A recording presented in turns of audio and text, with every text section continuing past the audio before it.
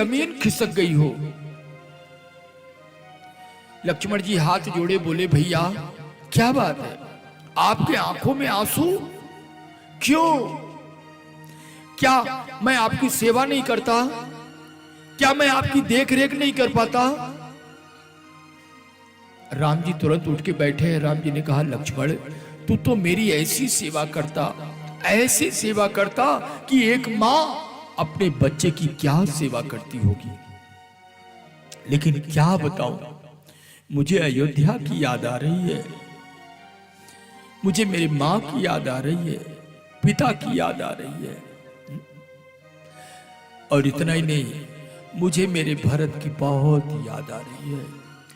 जब जब राम अवध सुध करही, जब जब राम अवध सुध करहि, जब जब राम अवध सुध करही, जब जब राम अवध सुध करहि, तब तब बारी बिलोचन बहई, तब तब बारी बिलोचन बहई, सुमीरी मातु पितु परिजन भाई, सुमिरी मातो पितो परिजन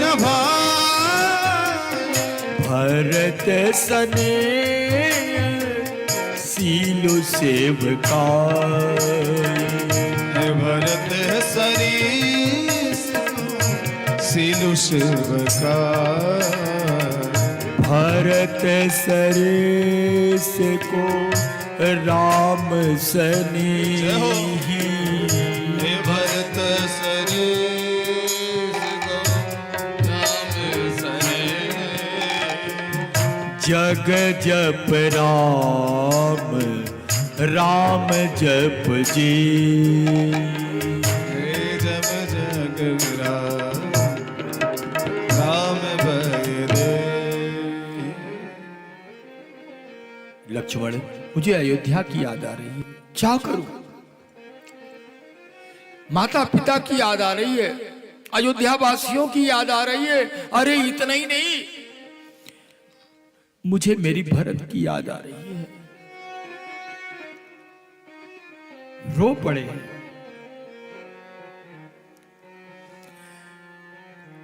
सारा संस का प्रभु अब ये रोना धोना बंद करिए। हैं? उन ब्रजवासियों को याद कर रहे हैं आप, उन ग्वालिनियों को याद कर रहे हैं आप जो अनपढ़ गंवार है। कहते हैं अनपढ़ गंवार जब उद्धव जी बोले ना, कन्हैया को यह बात अच्छी नहीं लगी, क्योंकि कन्हैया तो कभी सुनना ही नहीं चाहते कि कोई मेरे गोपियों को अनपढ़ और गंवार कहे। उद्धव जी को बड़ा अभिमान हो गया था अपने ज्ञान का, तो उद्धव जी के ज्ञान के अभिमान को चूर करने के लिए उद्धव को भेजे हैं कहां? वृंदावन। उद्धव जी आए वृंदावन। कहते जैसे ही रथ चली है ना, ग्वाल बाल लोग सब रास्ते में बैठे अपने प्रभु का इंतजार कर रहे हैं, क्योंकि कन्हैया कह के गया था कि मैं परसों के दिन आ जाऊंगा। आज बरसों बीत गए हैं। ग्वाल बालों ने जब देखा कि रथ और रथ में एक बालक, क्योंकि कन्हैया जी उद्धव जी को जाते समय अपनी पीतांबरी उड़ा दिए थे, ग्वाल बालों ने कहा, अरे वो देखो अपना सखा आ रहा है, वो अपना कन्हैया आ रहा है, दौड़ो दौड़ो। सब दौड़े और जैसे ही रथ के समीप पहुंचे तो देखते हैं कन्हैया की जगह तो कोई और था। रो पड़े हैं ग्वाल बाल। ग्वाल बाल लोग मुड़ने लगे। उद्धव जी ने कहा, अरे भैया क्या बात है, तुम तो मेरे पास आ रहे थे और मुझे देखते ही लौट क्यों रहे हो? ग्वाल बालों ने कहा, भैया मैं तो अपने कन्हैया के लिए दौड़ा था, कन्हैया के लिए। उद्धव जी का जो ज्ञान का पिटारा था ना, चटाक से एक गांठ टूटा और ज्ञान फैल गया। उद्धव जी ने कहा भैया मुझे नंद बाबा के महल जाना है। कहां है महल? ग्वाल वालों ने इशारा कर दिया, ये रास्ता जहां पर समाप्त हो जाएगा वहीं पर नंद जी का महल है। उद्धव जी चल दिए हैं, रथ से उतरे, अंदर प्रवेश किए तो देखते क्या है, एक छोटी चौकी पर नंद जी बैठे हैं, हाथ में माला है और मुख से आवाज निकल रहा है, कृष्ण कृष्ण कृष्ण कृष्ण। उद्धव जी पहुंचे, बाबा के चरणों में प्रणाम किए, बोले बाबा मैं वृंदावन, मैं मथुरा से आया हूं, मेरा नाम उद्धव, मैं कृष्ण का सखा हूं, आपके लिए संदेशा लाया हूं। और जैसे ही कृष्ण की सखा की बात नंद जी सुने ना, कहते उद्धव जी को अपने हृदय से लगाए हैं, लिपट गए। उद्धव जी के हाथ को चूमा है, मस्तक को चूमा है, क्योंकि नंद जी सोच रहे थे कि मेरा लाला उद्धव जी को पकड़ा होगा ना।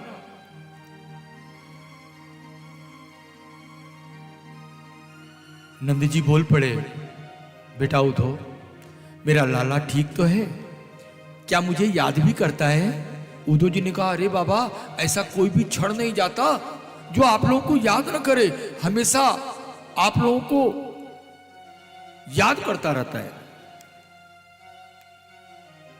बातचीत हुई और उसी समय उद्धव जी ने कहा, बाबा यशोदा मैया कहां है? कहां है यशोदा मैया? बाबा इशारा कर दी, वो बैठी हुई है, पागल हो गई है वो, ना तो कुछ खाती है ना तो कुछ पीती है, केवल कृष्ण का ध्यान, कृष्ण का ध्यान। उद्धव जी आए यशोदा मैया के पास, तो यशोदा मैया कुछ गुनगुना रही थी, गा रही थी। उद्धव जी आए, बोले मैया, ओ मैया, ओ मैया।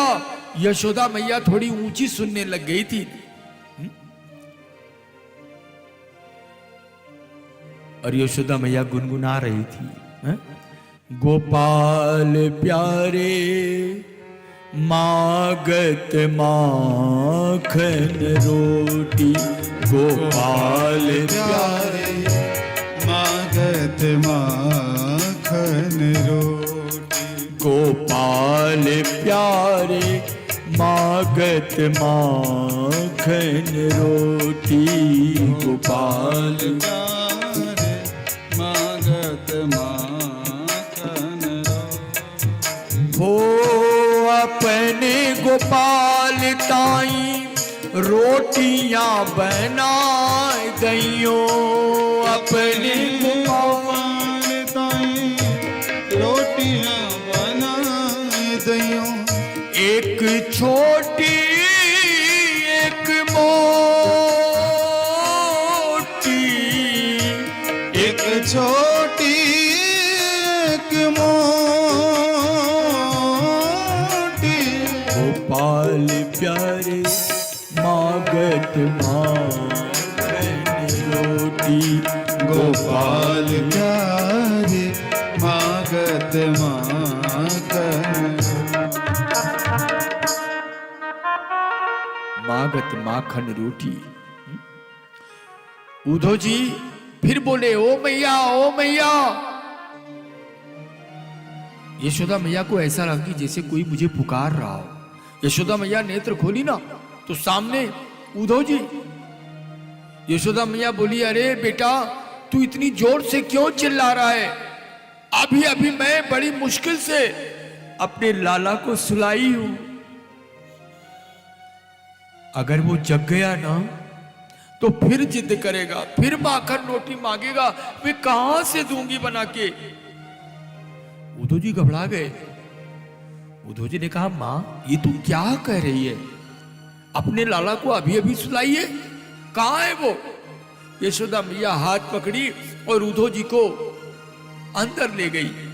वहीं पर चांदी का पलना था, और उसी पलने में लाला सो रहा था। उद्धव जी देखे, घबरा जाते हैं। यशोदा मैया तो रो रो के पागल हो गई है, क्योंकि भगवान उद्धव जी को बताना चाहते थे, हे उद्धव, मैं वृंदावन का त्याग तो कर ही नहीं सकता हूं। है?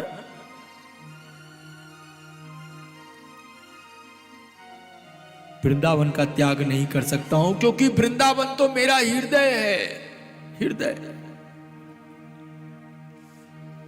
उद्धव जी अपने आंख को मीजे और जब फिर आंख खोले देखते क्या है कि पलना खाली।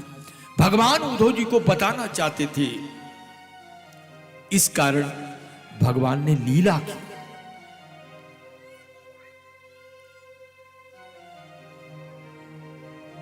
कहते हैं उस रात तीनों लोग केवल कृष्ण की चर्चा ही करते रहे। कब प्रातः काल हो गया किसी को पता नहीं।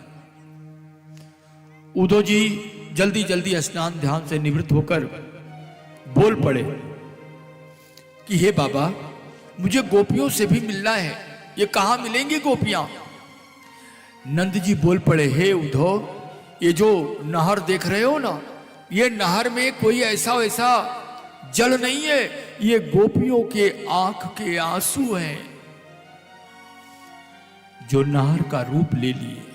बस इसी को देखते देखते आगे बढ़ोगे ना, जहां पर ये नहर समाप्त होगा वहीं पर तुम्हें गोपियां मिल जाएंगी। उद्धव जी चल दिए और कुछ ही दूर आगे बढ़े थे तो देखते क्या है, गोपियां लोग सब बैठी है, भगवान की याद में है, प्रतीक्षा में है, क्योंकि वो कह के गया है परसों दिन आने के लिए और आज तक नहीं आया। रो रही हैं, आपस में सब बात कर रही हैं। उद्धव जी पहुंचे, उद्धव जी गोपियों से बोले, गोपी क्या बात है, क्या कर रही हो? गोपियों कि मैं अपने कृष्ण को याद कर रही हूं, कन्हैया को याद कर रही हूं, क्योंकि वो मुझसे वादा करके गया था। वो बड़ा नटखट है। इस प्रकार उद्धव जी गोपियों को समझाए हैं, लेकिन गोपियां तो मानने को तैयार ही नहीं थी। और फिर उद्धव जी ने कहा, अरे गोपी, अच्छा ये बताओ राधा कहां है? कहां है राधा? गोपियों ने इशारा कर दिया, वो बैठी हुई है। उद्धव जी पहुंचे राधा रानी के पास और बोल पड़े, मैं मथुरा से आया हूं, मेरा नाम उद्धव है, कृष्ण का सखा हूं और आपके लिए संदेशा लाया हूं। जैसे संदेशे की बात राधा रानी सुनी ना, क्रोध में आ जाती है और क्रोध में बोली, क्यों? वो कन्हैया नहीं आ सकता था? वो अपने आप को क्या समझता है? क्या मैं उसके बगैर जीवित नहीं रह सकती? ये राधा रानी बोल तो रही थी, लेकिन कहां से बोल रही थी ये उद्धव जी को समझ में नहीं आ रहा था। उद्धव जी तो परेशान है, क्या करें? उनका एक एक ज्ञान का पिटारा फूटता जा रहा है। और उसी समय एक काला भंवरा आया है। वो काला भंवरा राधा रानी के चरणों के पास चक्कर लगाने लगा। राधा रानी को मौका मिल गया और राधा रानी ने उस काले भंवरे को माध्यम बनाकर कन्हैया को न जाने क्या क्या कह दिया। उद्धव जी से बोली, अरे तुम उस कपटी की बात मुझसे करने आए हो? अरे वो काला, उसका दिल काला, वो हम लोगों के पास मंडराता रहता था। जैसे एक भंवरा होता है, पुष्प के चारों तरफ चक्कर लगाता है और तब तक पुष्प पर बैठा रहता है जब तक वो पुष्प का रस शोषण नहीं कर लेता, खींच नहीं लेता। उसी प्रकार वो कन्हैया, मतलब निकल गया ना, चला गया, अब तो वो राजा बन गया होगा। हम लोगों की तो याद उसको आती ही नहीं होगी। राधा रानी भी बहुत कुछ बोल दी। उद्धव जी यहां पर आए थे वृद्धवासियों को समझाने के लिए, लेकिन उनकी बात तो निकल ही नहीं रही थी, केवल वो सुन रहे थे। और उसी समय उद्धव जी ने देखा राधा राधा राधा कृष्ण राधा राधा कृष्ण राधा राधा राधा कृष्ण राधा। आजा आजा रे करी याद आई रे तेरी याद आई, ओ याद आई रे तेरी याद आई हो, याद आई रे तेरी याद आई, हो याद आई रे तेरी याद आई। आजा आजा आई तेरी याद आई, वो आजा आजा रे कनाई तेरी याद। हे गोपाल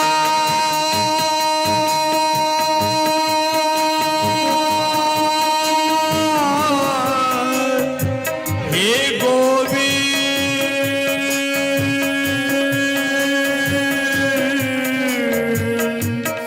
जब नीले नीले अंबर पर घन घोर घटा छा जाती है, जब दिन सावन के होते हैं और वायु उमंग बरसाती है, जब काली काली बदली भी नैनों से नीर बहाती, तो मेरे मन हर मुझ पर मदहोशी सी छा जाती है, एक दर्द सा दिल में उठता है राधे, एक दर्द सा दिल में उठता है और याद तुम्हारी आती है। आजा आजा रे कनाई तेरी याद आई, हो आजा आजा रे कनाई तेरी याद आई। राधा राधा कृष्ण राधा राधा राधा राधा कृष्ण राधा।